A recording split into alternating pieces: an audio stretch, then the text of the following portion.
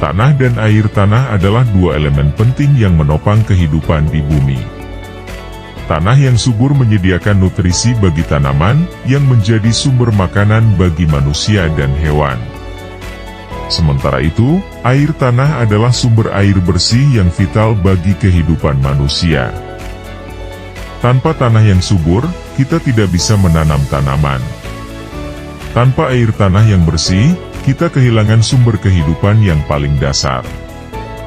Namun, sayangnya, aktivitas manusia seringkali mengabaikan pentingnya menjaga kualitas tanah dan air tanah. Pencemaran tanah dan air tanah akibat limbah industri, sampah plastik, dan penggunaan bahan kimia berlebihan telah mengancam keberlangsungan hidup kita. Jika tidak segera diatasi, dampaknya akan dirasakan oleh generasi sekarang dan masa depan. Oleh karena itu, menjaga kualitas tanah dan air tanah bukan hanya tanggung jawab pemerintah, tetapi tanggung jawab kita semua. Dengan memahami pentingnya kedua sumber daya ini, kita dapat mengambil langkah-langkah kecil yang berdampak besar untuk menjaga kelestarian lingkungan.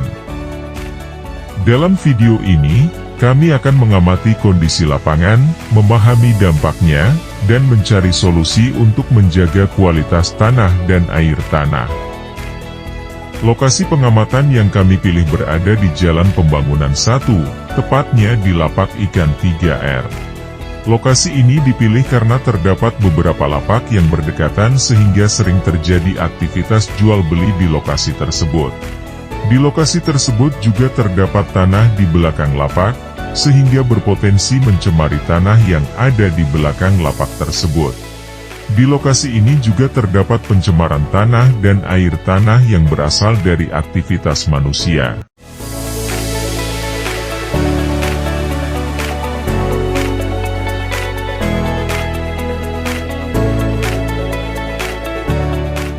Sumber potensi pencemaran tanah di lokasi ini berasal dari limbah yang dihasilkan oleh aktivitas di lapak-lapak tersebut. Limbah ini terdiri dari dua jenis utama, yaitu limbah padat dan limbah cair, yang keduanya memiliki dampak serius terhadap lingkungan sekitar. Limbah padat dihasilkan dari kebiasaan menimbun sampah organik maupun anorganik di area belakang lapak. Sampah organik seperti sisa makanan, daun, kulit buah, atau limbah biologis lainnya, serta sampah anorganik seperti plastik, kaca, logam, dan kemasan sintetis, ditumpuk begitu saja di atas tanah tanpa pengelolaan yang memadai. Kondisi ini tidak hanya berpotensi menyebabkan pencemaran tanah, tetapi juga dapat mencemari air tanah melalui proses peresapan cairan hasil pembusukan ke dalam lapisan tanah.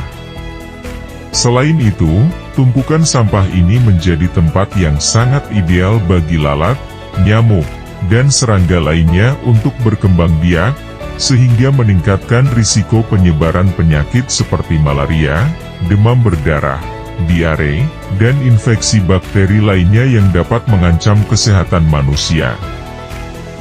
Di sisi lain, limbah cair yang dihasilkan dari aktivitas di lapak-lapak tersebut juga menjadi salah satu faktor utama pencemaran lingkungan.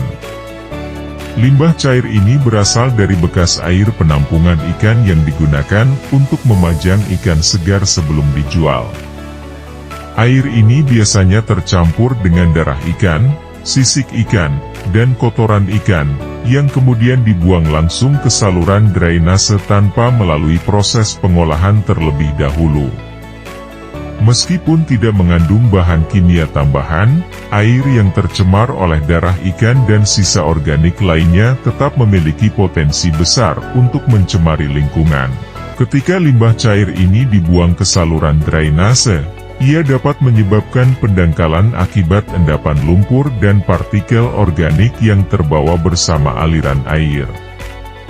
Hal ini dapat mengurangi kapasitas aliran air, meningkatkan risiko genangan air, dan bahkan memicu banjir pada musim hujan.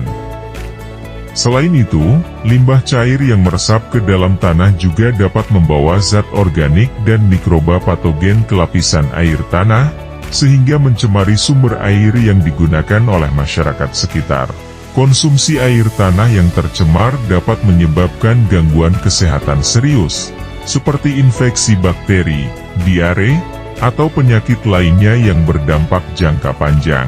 Kondisi ini diperparah oleh kurangnya kesadaran dan pengetahuan masyarakat tentang pentingnya pengelolaan limbah secara bertanggung jawab.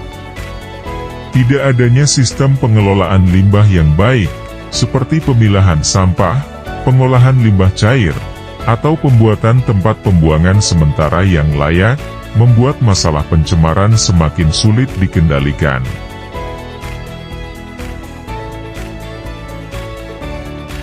Solusi dari kami: 1. Pemilahan sampah secara terpisah. Sampah harus dipisahkan menjadi 2 kategori utama: organik, seperti sisa makanan, daun, kulit buah, dan anorganik, seperti plastik, kaca, logam.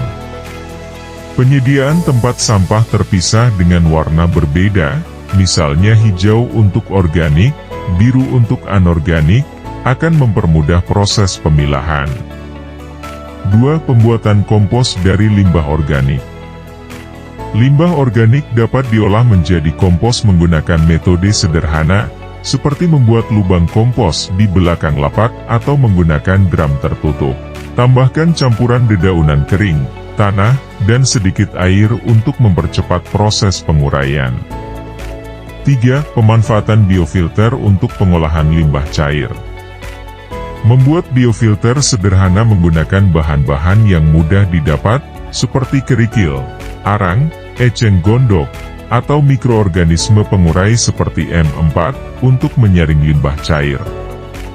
Tempatkan biofilter ini di dekat saluran drainase untuk memastikan air yang keluar sudah lebih bersih.